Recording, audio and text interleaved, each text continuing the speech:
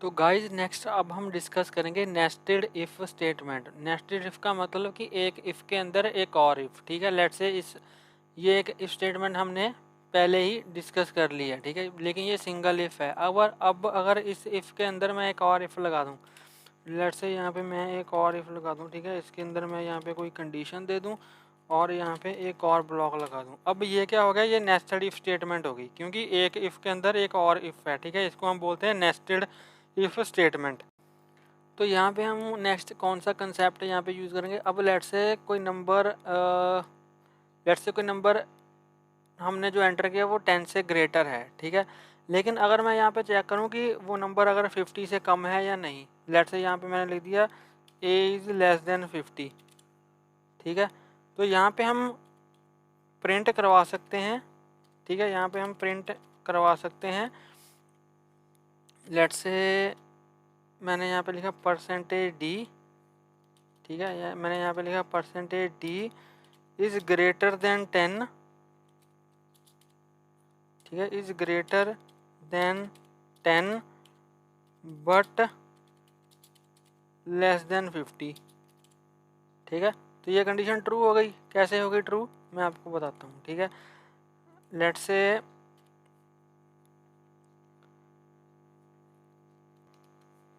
मैं क्या करता हूँ, मैं इसको हटा देता हूँ सबसे पहले तो। ठीक है, यहाँ पे मैं सिंपल इसको कमेंट आउट कर देता हूँ। तो यहाँ पे मैंने इसको सेव किया। अब लेट्स से यहाँ पे क्या होगा, सबसे पहले लेट्स से मैंने 5 मैंने एंटर किया तो ये यहाँ पे आएगा। ठीक है, ये चेक करेगा 5 इज़ ग्रेटर देन 10, तो ये कंडीशन फॉल्स हो जाएगी। तो ये इसके अंदर जाएगा ही नहीं।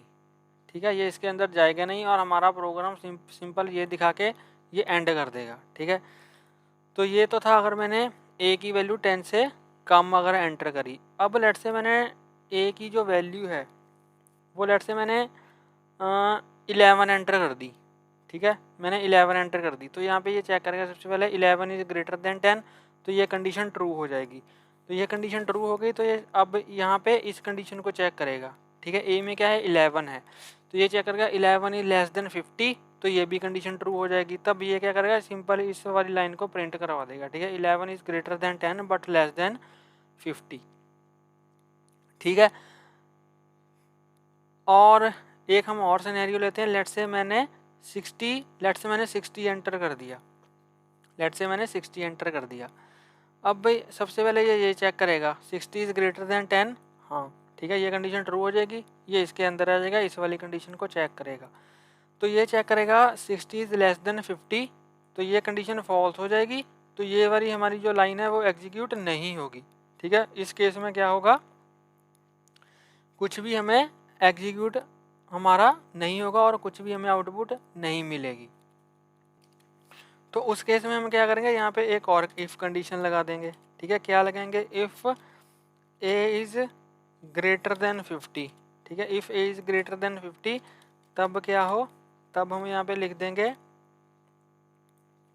इसको कॉपी करेंगे और यहाँ पे पेस्ट कर देंगे। यहाँ पे लिखेंगे print F % is greater than 10 and 50। ठीक है, % ग्रेटर देन 10 एंड 50, और यहाँ पे दोनों को ए को यहाँ पे भी प्रिंट करवा देंगे और नीचे यहाँ पे भी ए को प्रिंट करवा देंगे। ठीक है, अब यहाँ पे क्या होगा, लेट से मैंने 60 एंटर किया, तो ये चेक करेगा सबसे पहले ए इज़ ग्रेटर देन 10, तो ये कंडीशन ट्रू हो जाएगी। तो ये इसको सबसे पहले चेक करेगा 60 इज़ लेस देन 50, ये कंडीशन फॉल्स हो जाएगी, तो ये ब्लॉक नहीं चलेगा।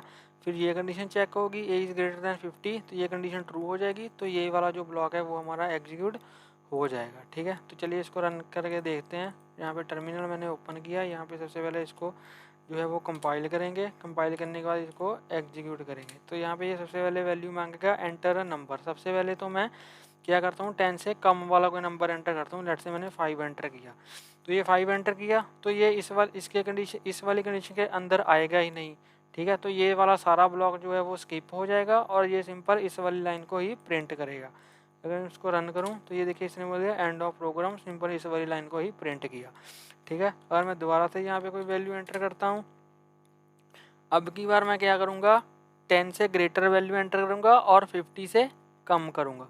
ठीक है। लेट से मैंने 15 एंटर कर दिया। अब 15 जो है वो 10 से ग्रेटर है लेकिन 50 से कम है, तो इसको एंटर करूँगा तो ये देखिए यहाँ पे बोला है 15 is greater than 10 but less than 50। ठीक है, तो यहाँ पे मुझे दोबारा से एन लाइन न्यू लाइन डालनी पड़ेगी। ठीक है, यहाँ पे भी मैं डाल देता हूँ न्यू लाइन। ठीक है, तो यहाँ पे ये देखिए क्या आया, मतलब कि ये कंडीशन इसने ये वाली जो लाइन है, ये वाला जो कोड है वो एग्जीक्यूट किया। 15 is greater than 10 but less than 50 sorry.